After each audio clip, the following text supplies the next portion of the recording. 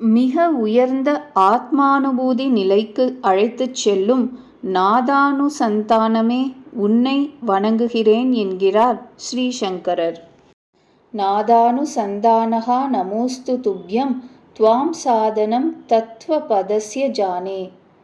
நீயே சாதனம், நீயே சாத்தியமும், நீயே துவக்கம், நீயே மார்க்கம், நீயே எல்லை, நீயே எல்லாம்.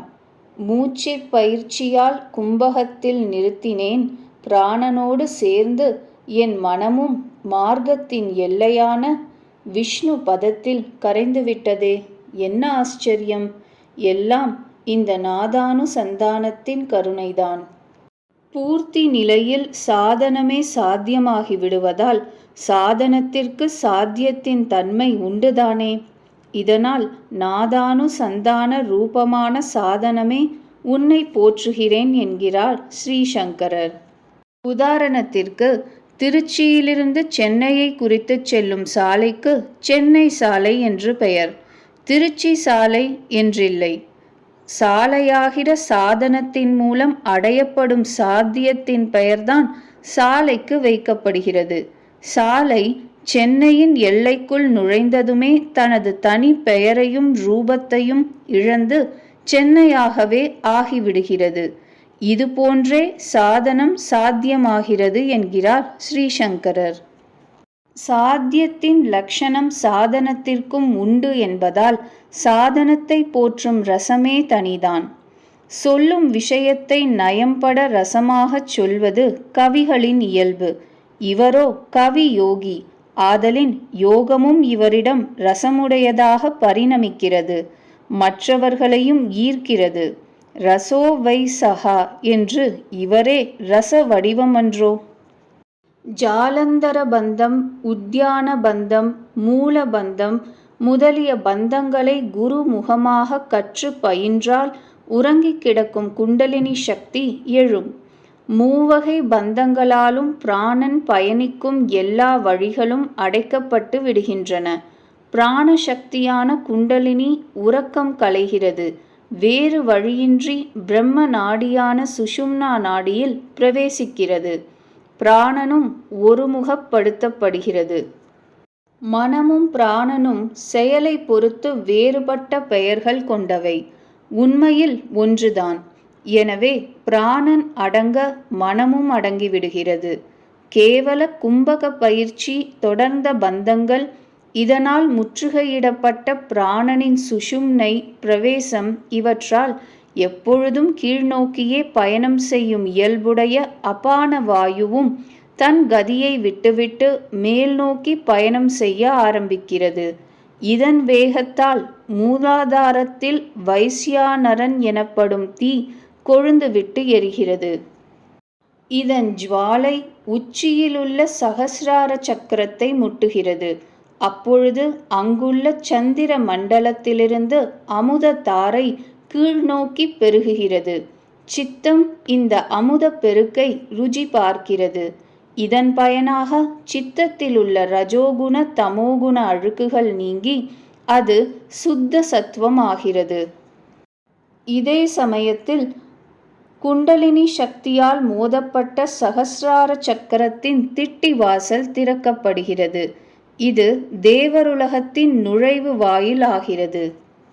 பிராணாயான மர்தஹேத் தோஷான் என்ற பனு வச்சனம் இங்கு நிரூபிக்கப்படுகிறது. விண்கதவும் திறக்கப்பட மண்ணுலக பயன்கள் மறைகின்றன.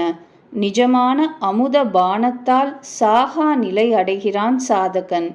நரை, திரை, மூப்பு இவனை விட்டு அகன்று விடுகின்றன.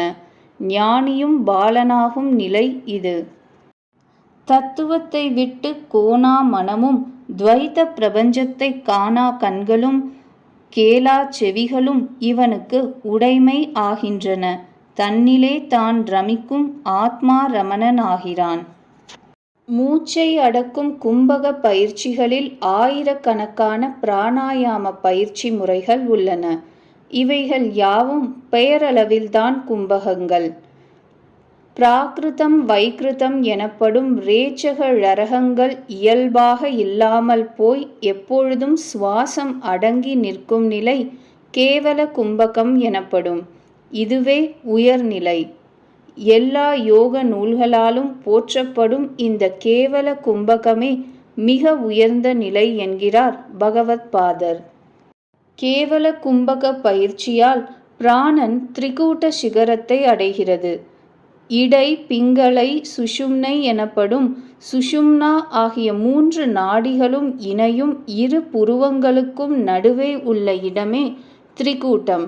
இது ஆக்ஞா சக்கரத்தின் ஸ்தானம். சுஷும்னா நாடியில் பயணிக்கும் பிராணனும் எல்லா வழிகளும் அடைக்கப்பட திரும்புகிறது. அவ்வாறு திரும்பும் காலத்தில் எதிரில் எழுந்து வரும் குண்டலினி அதை விழுங்கி விடுகிறது. எஞ்சும் சிறிது காற்றும் அதன் சூக்ஷ்ம வடிவத்தில் விஷ்ணு பதத்தில் லயமடைந்து விடுகிறது. விலீயத்தே விஷ்ணு பதாந்தராலே.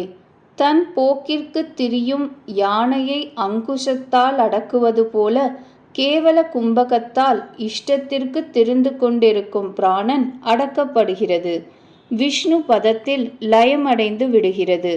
சித்தம் எண்ணங்களே எழாத விருத்தி சூன்ய நிலையை அடைந்து விடுகிறது. சிறந்த அறிவாளிகளான ராஜ யோகிகருக்கு கைவந்த கலை இது என்கிறார் ஸ்ரீசங்கரர்.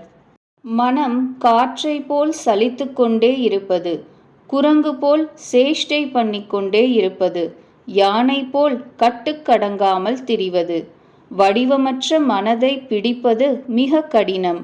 எனவே இதன் மற்றொரு வடிவாயிருக்கும் பிராணனை அடக்கும் பயிற்சியை இங்கு விதிக்கிறார் பகவத் பாதர். இவ்விரண்டும் அடங்கிவிட செயல்களும் இல்லாமல் போகின்றன. அது எப்படி? எண்ணங்கள் இல்லை. இதனால் இதை செய்ய வேண்டும், அதை செய்யாமல் இருக்க வேண்டும் என்ற சங்கல்பங்கள் இல்லை. இவற்றின் தூண்டுதலான செயல்களும் இல்லாமல் போகிறது. இதனால் சம்ஸ்கார பதிப்புகள் இல்லை, வாசனை படிவதில்லை. எனவே புது விருத்திகளாகிற எண்ணங்களும் எழ வாய்ப்பில்லை. இதன் காரணமாக மனமே கூட இல்லாதது போலாகிறது. யமம், நியமம், ஆசனம், பிராணாயாமம், பிரத்யாகாரம், தாரணா, தியானம், சமாதி என்ற 8 அங்கங்களுடைய யோகத்தின் 8வது சமாதி நிலையை சாதகன் அடைந்து விடுகிறான். இனி இவனுக்கு தாரணையோ அதாவது கான்சன்ட்ரேஷன் அல்லது தியானமோ அதாவது மெடிடேஷன் தேவையே இல்லை. இந்த ராஜ யோக பயிற்சியினால் சாதகன் பெறும் துரியமான அனுபவ நிலை விசித்திரமானது, விவரிக்க இயலாதது. தவத்தில் நின்ற இவன் இப்பொழுது சிவத்தில் நிற்கிறான். வெளியில் திரிந்த நிலை மாறி இப்பொழுது தன்னில் உறைகிறான் என்கின்றார் பகவத் பாதர். காணுதல் எனும் செயல் ஒழிந்து விடுவதால் காட்சி காண்பவனிடம் ஒன்றிவிடுகிறது. காண்பவனே எங்கும் காணப்படுகிறான். காட்சிக்கும் காண்பவனுக்கும் காரணமாக இருக்கும் சாட்சி ஸ்வரூபத்தை ராஜயோக பயிற்சியால் கைப்பற்றிய யோகிகளின் பெருமை சொல்ல முடியாது. அது ஒரு பெருநிலை. இங்கு தூக்கம் கிடையாது. இதனால் விழிப்பும் கிடையாது. பிறப்பும் இல்லை, இறப்பும் இல்லை, தோற்றமும் இல்லை, மறைவும் இல்லை. இரண்டற்ற இருப்பின் வெளிப்பாடு மட்டுமே உள்ளது. யத்ர நான்யத் பஷ்யதி நான்யத் ஸ்ருணோதி நான்யத் விஜானாதி என்று தன்னை காட்டிலும் வேறொன்றை காண்பதில்லை. அநாகத நாதம் தவிர வேறு எதுவும் செவிகளில் விழுவதில்லை. வேறெதுவும் அறியப்படுவதும் இல்லை. நாதாந்த மோனத்தில் நாட்டரசன் கோட்டைக்கு மன்னனாக விளங்குகிறான் ஜீவன் முக்தன்.